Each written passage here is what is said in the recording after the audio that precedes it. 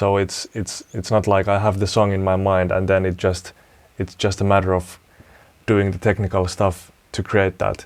It's a process of discovering the track, because not even me knows what the track will be like in the end.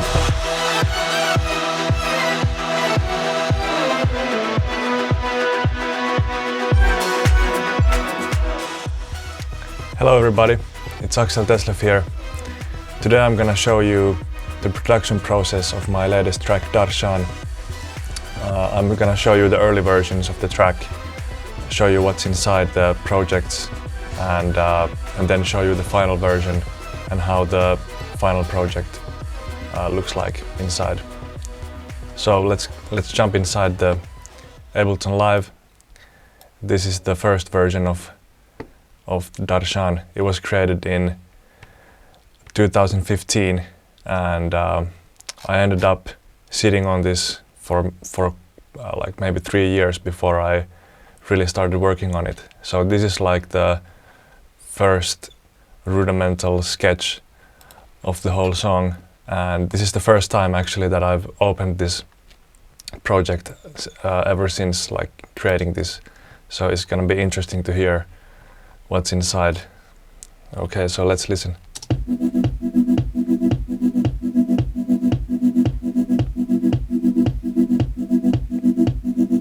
This is interesting. The kick is there and there's this synth sound. The 808 toms they were part of the initial idea.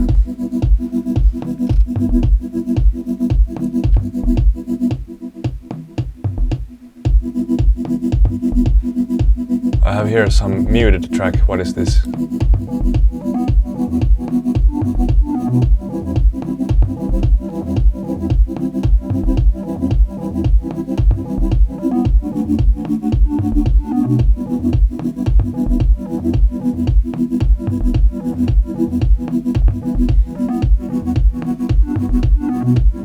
I like this actually, much better than the final.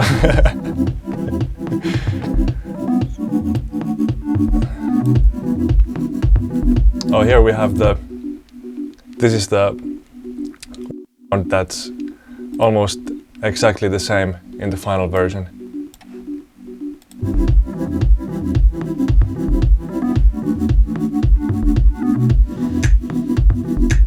There we have the snaps.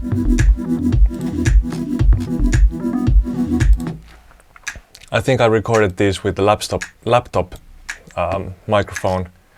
I was like laying on the couch or something and making this song idea.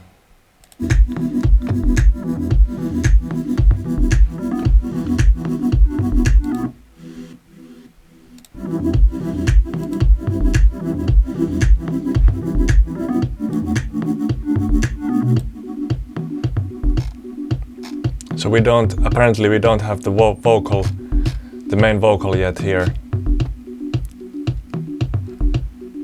We have just some basic structure, some initial sounds.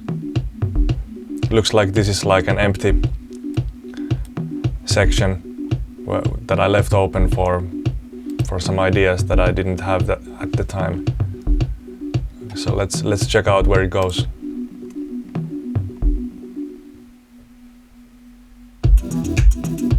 Okay, there's some hat.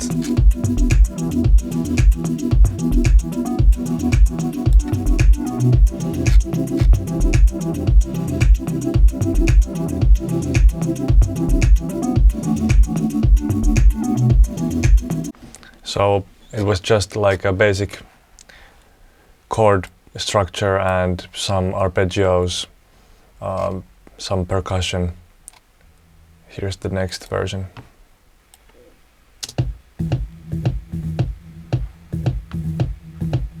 There we have the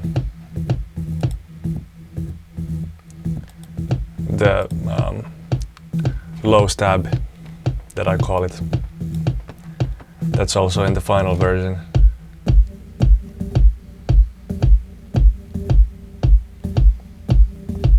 Okay, so I went for a little deeper vibe here, I think.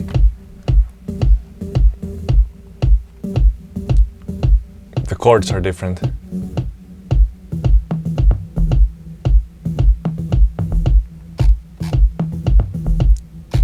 It sounds more like the final version.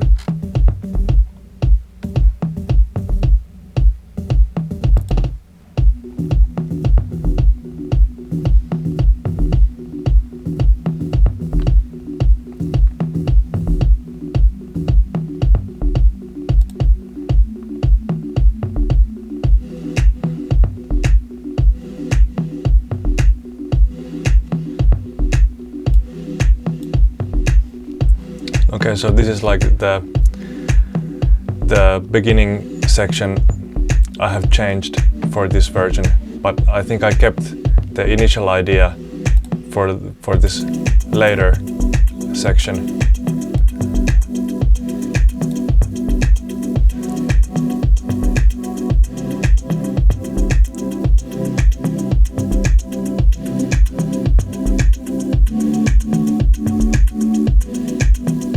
I think this ended up being like the second chord structure in the song, but basically other than that I think it's pretty much the same as the first.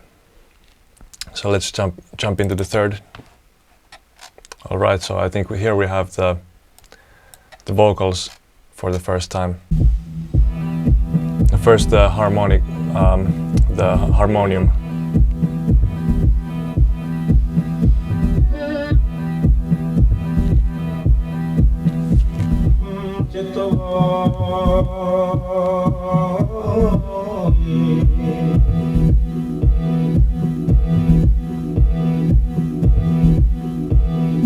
So I think I was just playing around.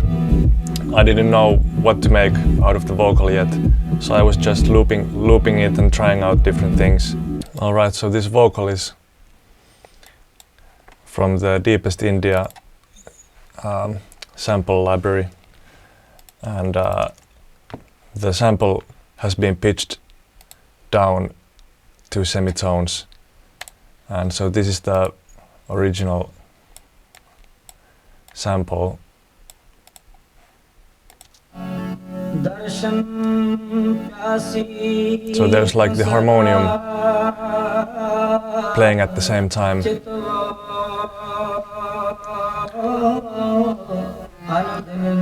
Which makes it a bit difficult to use as a vocal, because you have to play around with the harmony also. You can't get rid of the harmony there. So it's tricky to actually use this in a different chord progression. You kind of have to follow the chords in the sample, so you know the harmony, it doesn't sound dissonant in your progression. So yeah, I think this is basically just the same version as before, but I started, or pretty close like to the previous version, but I started working on the vocals here. Let's go to the fourth. So there's like a 3-year jump between these two versions. So I think I kind of got stuck with the track. I thought I had like solid ideas there, but I didn't really know how to develop it further, and like what's the direction of the track, where it's going, and like the big picture of the whole thing. So I think I like sat on it for 3 years, and then I opened it up again and started working on it again. So let's see if anything's different here. Okay, so here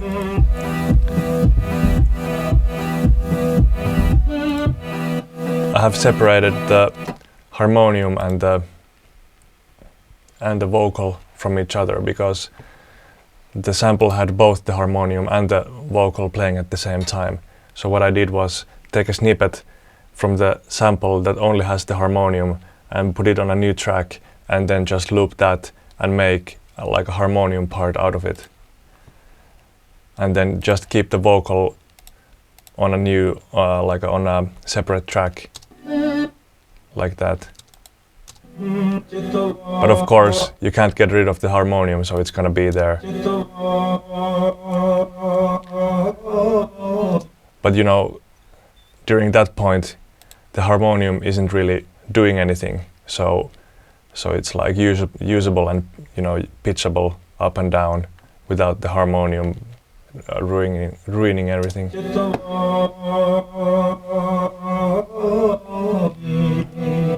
But there we have the harmonium like haunting in the vocal sample.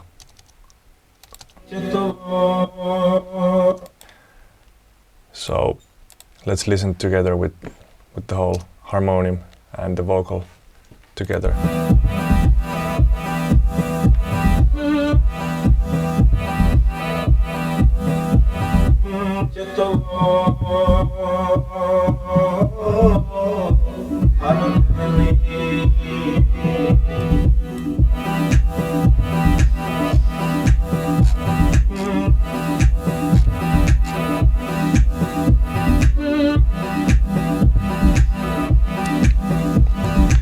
Okay, so looks like I'm bit by bit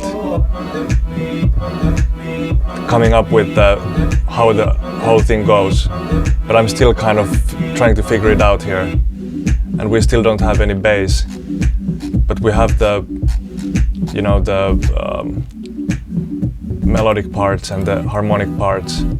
We have some effects going on. Let's see these sounds and what I've used here.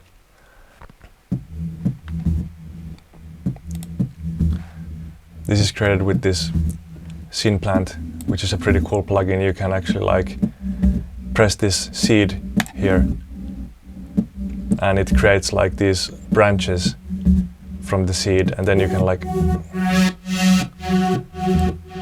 extend the branches and get different tones out of it.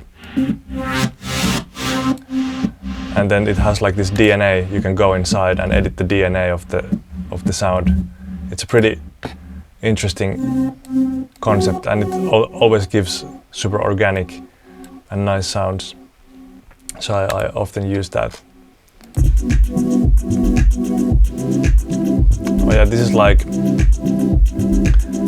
the B part.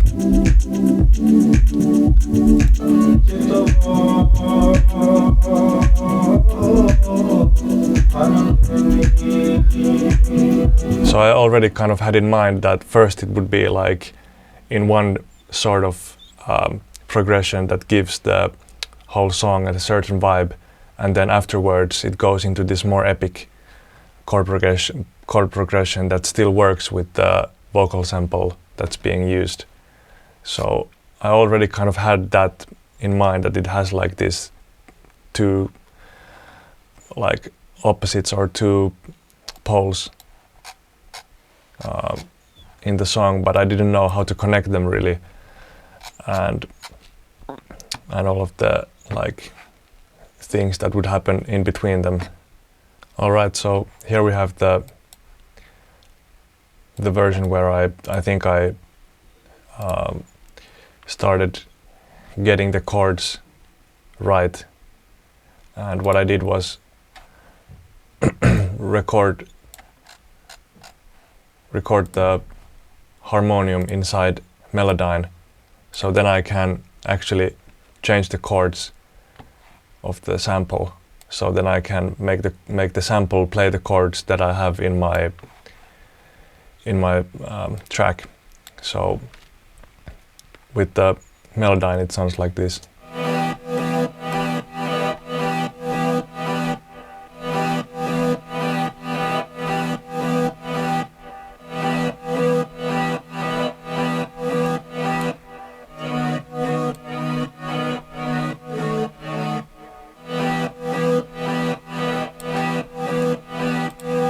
Together with the vocal.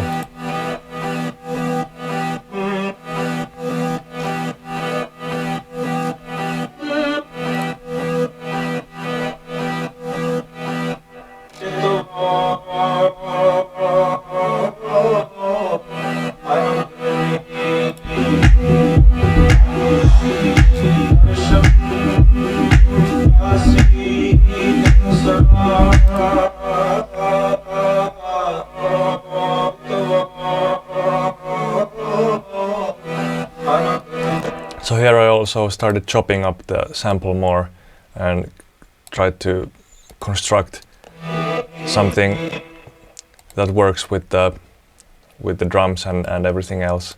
I'm still searching for the right vibe. Let's go to the next one. Alright, so we have some more stuff here. Let's listen to this.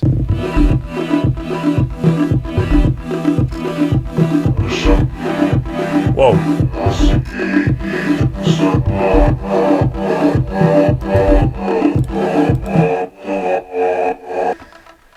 So for some reason I have the vocals pitched down, but I think I ended up using that idea in the middle section of the track, of the final version. Let's check out the next one.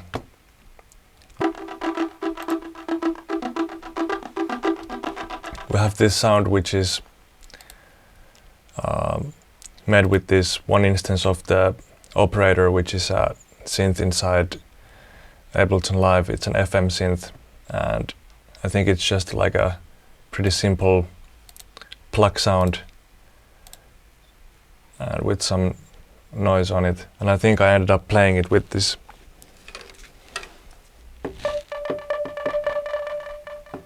mallet, because then I can get this bouncy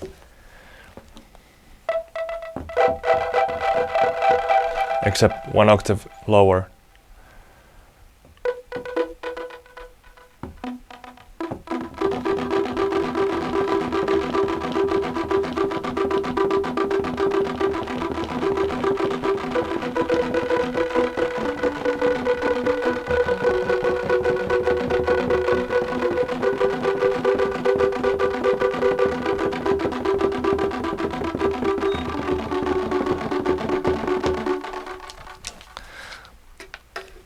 So that's how I get the bounciness in the synth sound.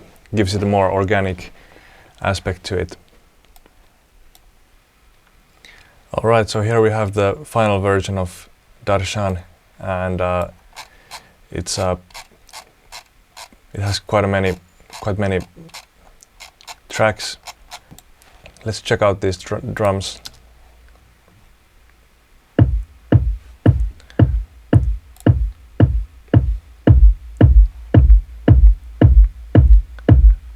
I ended up doing quite surgical things to the EQ, cutting out frequencies that didn't work.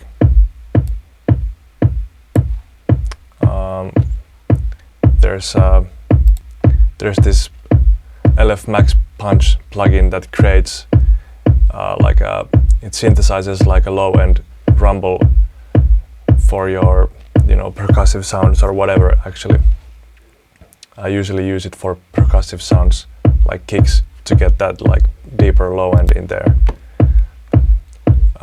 There's this filter that slowly like opens up to gain more energy throughout the track. Some transient enhancement, some more EQ, some saturation, more saturation, exciter, giving more harmonics, some compression, and at the end just cutting the low end rumble. Then we have these snaps.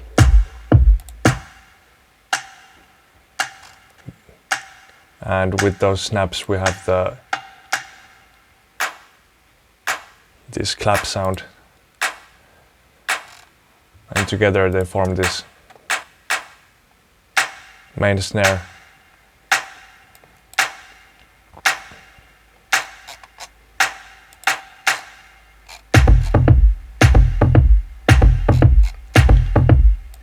We also have this extra bass, which is almost like a kick, but it also is almost like like a mix of a kick and a bass. It serves both purposes, and it's just I'm using this one operator sound again, and it's just basically a pretty simple envelope. The other one is modulating the other, and then a bunch of distortion, compression,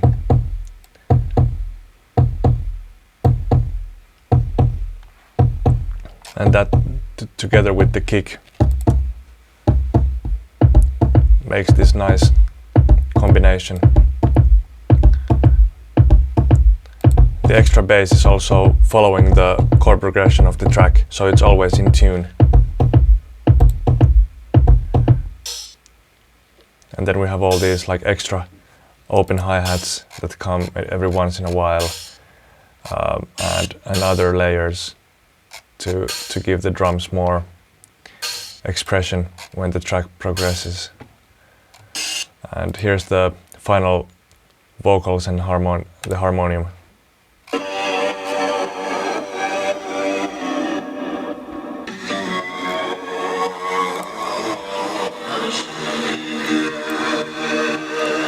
That crazy filter kind of sound that happens to the voice is made with this little Ultra Boy plugin, and by like shifting the formats. So I have automated the format shift to kind of do that crazy thing in there. So here's like the automation line that it looks like. Also gives it some nice crunchy saturation here. We have some delay going on here. OTT to bring all the crispiness forefront. And at the end we have this Soothe plugin that dynamically EQs all the peaks.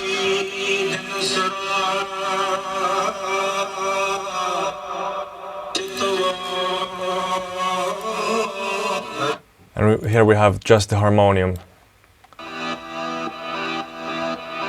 which is melodined to follow the chord progression.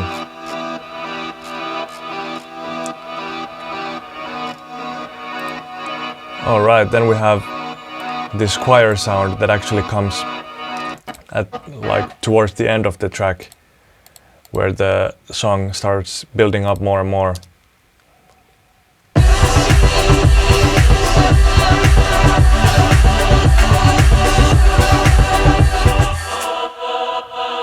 We have this chord that's sang with the choir, and it's a sample-based from Orchestral Tools, a sample-based choir plugin that I have bounced out as audio, so that I can, towards the end, do this pitch bend.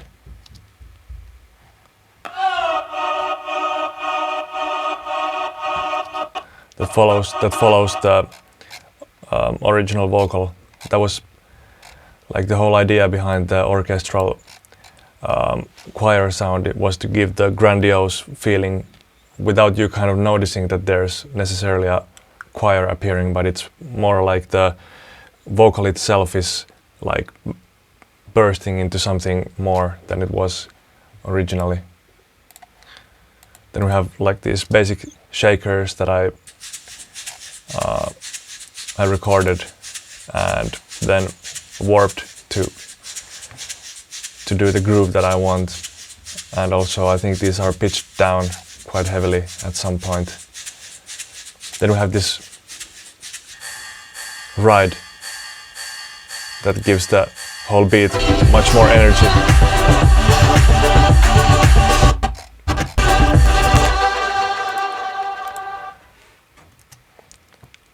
Here we have the synth sounds that are familiar from the earlier versions, but it's more detailed.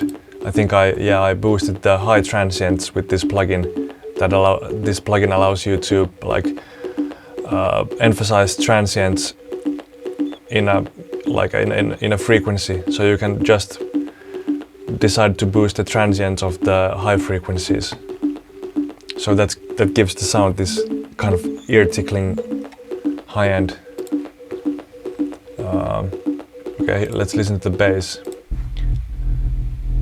The bass is made with this mini Moog and like goes through a whole bunch of saturation and like an amplifier in parallel with this decapitator, which is a saturation plugin from Sound Toys. Then it goes through this max bass which gives the bass gives it more harmonics, so it sounds, you can actually hear the bass in a smaller speaker setup. But yeah, it's basically just a mini Moog plugin going through a bunch of saturation and EQ and compression. Then we have these plugs that are pretty much the same as in the earlier versions, but I have automated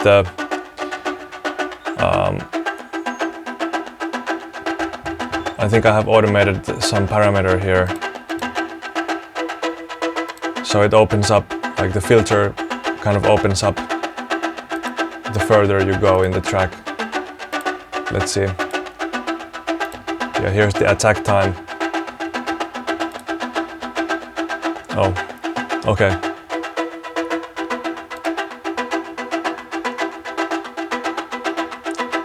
Yeah, I've automated this time parameter inside the operator plugin.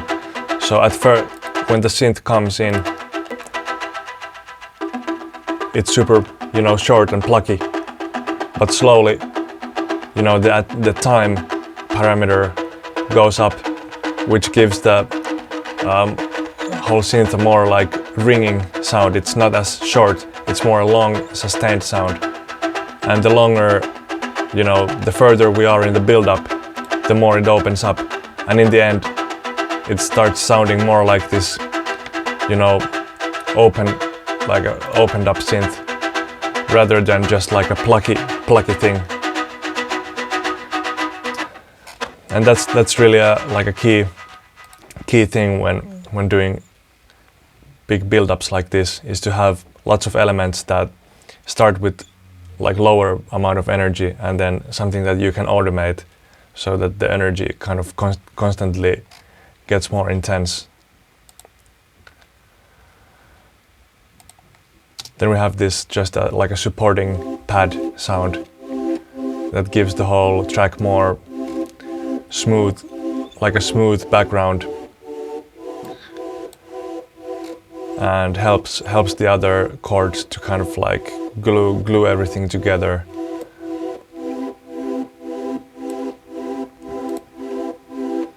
In the beginning, it's doing more like this, more of these short chords. Next up, we have the low stabs sound that is frozen right now, but if I unfreeze it, we can see it has again this synth plant going through a bunch of EQ. This is like a Neve emulation. It goes through this smart EQ that allows you to kind of automatically create an EQ curve based on a target sound. So I have chosen the cello here, or cello, and it's creating this curve that you can adjust here, the strength of it, which frequencies it affects, so forth. It's a pretty good. Usually it creates like this curve that would be quite hard to do otherwise.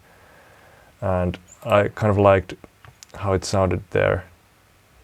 And then some, stereo widening, compression with this LA2A delay,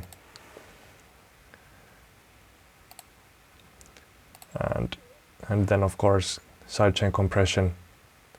This is what I call the Mystic Strings sound section in the beginning half of the track. It sounds like this.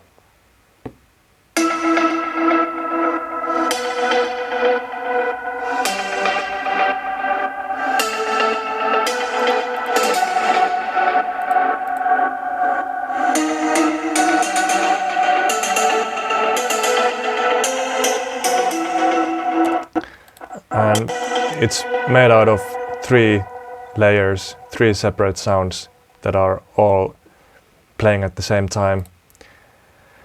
The first one is from the World Suite collection, which is a plugin from UVI, and I'm using this Baglamas sound, which alone sounds like this.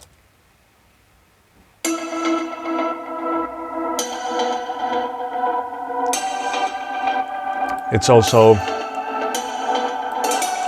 going through this halftime plugin, which basically allows you to pitch your sounds with 1 octave with this kind of time controls that specify the kind of like the length of the slowed down. It slows down the audio by 1 octave and then creates like like snippets that are specified. The length is specified by you, and it crossfades those snippets together, so you can actually like create an octave double lower your sound, and it produces this pretty clean sound, and sometimes works better than just basic pitch shifting that usually can harm the actual sound quality a little bit. So without this halftime plugin, it sounds like this. So it's pretty thin sounding, and when I activate this, it gets this lower octave in there. Then the next layer in the sound is this string sound, which is this sounds like this.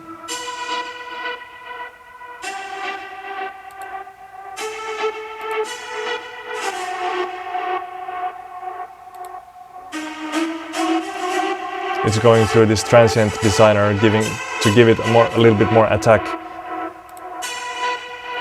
And together with the previous layer, it sounds like this. So the first layer is creating the transient, the punchiness in the sound, and the second layer is giving more like the body of the sound. And the third layer in this particular sound sounds like this.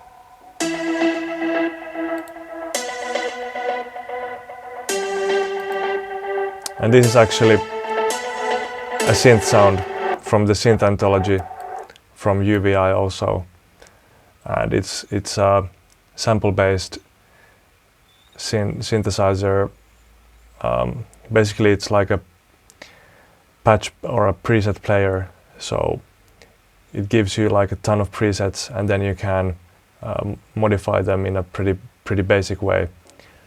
So I found this one synth sound that gave the whole, like glued the whole, like all the layers together, and helped like solidify the whole sound. So together with all the layers, again it sounds like this.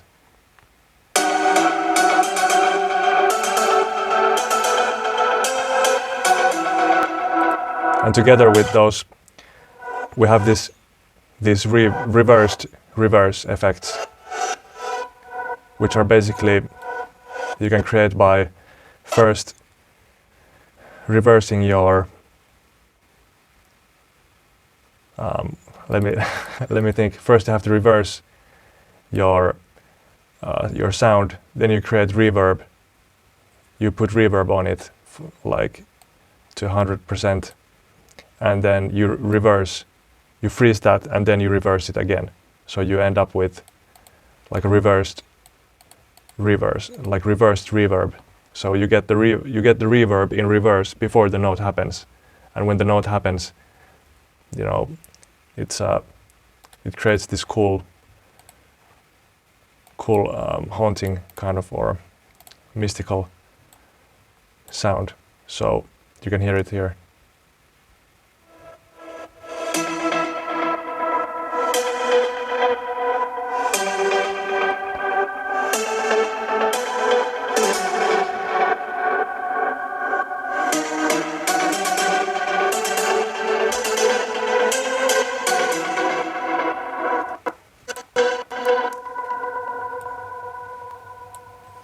So yeah, then finally we have these kind of Turkish strings in the end that sound like this.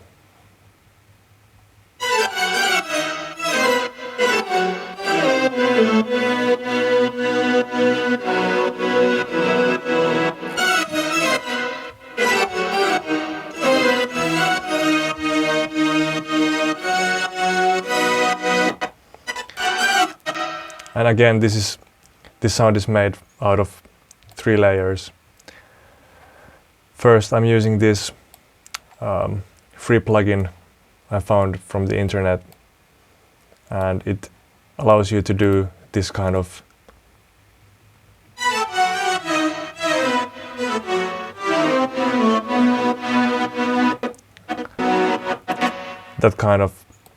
string sound. Then the second layer,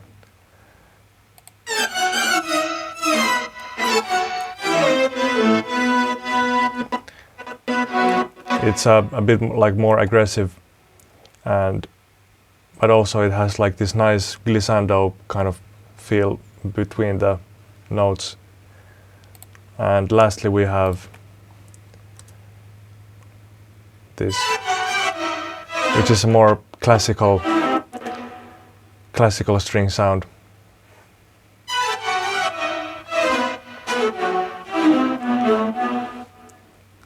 And it just basically emphasizes the beginnings of each note and gives it like this largeness.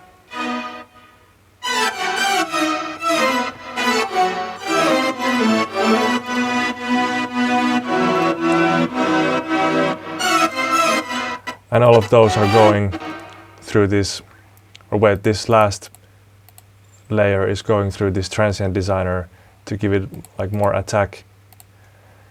And all of them together is going, all the layers are going through this stereo widener sound, which I like to use when I need more like a fuller sound. It's basically, it pitches the sound and multiplies it across the stereo spectrum, so it creates like this wide chorus kind of sound.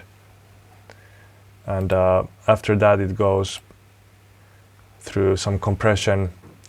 Then again this halftime plugin that creates like the lower octave in there. So without the halftime it would sound like this. Very tight sounding. So the halftime gives more bottom end to the whole sound. Then it goes through 2 separate reverbs in parallel, and then some EQ, a bunch of EQ basically after that, including this OTT that helps the sound cut through the mix. Below that we have this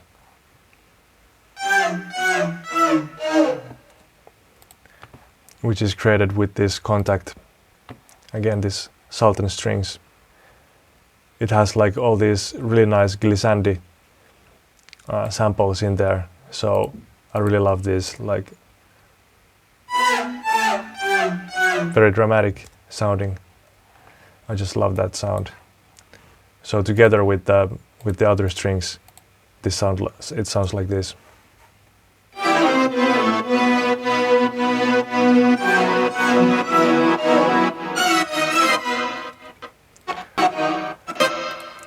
Also, in combination with those sounds, I have also this epic brass sound that creates like this upwards movement, like in the end of each phrase. So it sounds like this.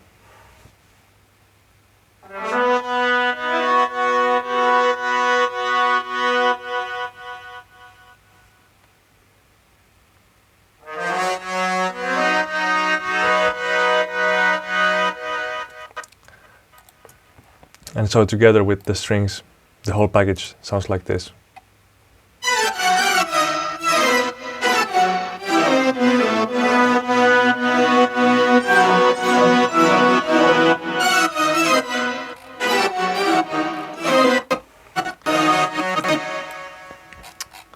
So yeah, that pretty much covers it. And as you can see, it takes time to build a song like this. Like this track was started 6 years ago, and at the time when I started the track, I had no clue what the song would be like.